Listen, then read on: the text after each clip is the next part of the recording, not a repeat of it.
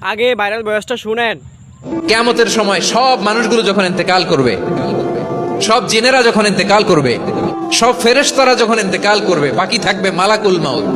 মালাকুল মাউত এসে বলবে, আল্লাহ আপনার কথা মতো সবাই শেষ, মানুষগুলো নাই, জিনগুলো নাই, আমার সতীর্থ ফেরেশতাগুলো নাই, মহাবিশ্বে আর কেউ নাই। আল্লাহ বলে, এখন কে আছে?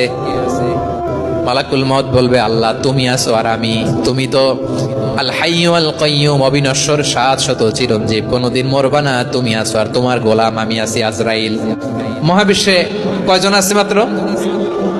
জোরে বলেন। এক হচ্ছেন আর হচ্ছে মালাকুল মউত। আল্লাহ তুমি আছো আমি আছি। আল্লাহ বলবে, ঠিক আছে, এবার তোমার মরণের পালা, মুত ইয়া মালাকাল মউত, হে মৃত্যুর ফেরেশতা তুমি মরো। মালাকুল মাউত আল্লাহর আদেশ বাস্তবায়ন করতে যে বিকট একটা চিৎকার দিয়ে মৃত্যুবরণ করবে।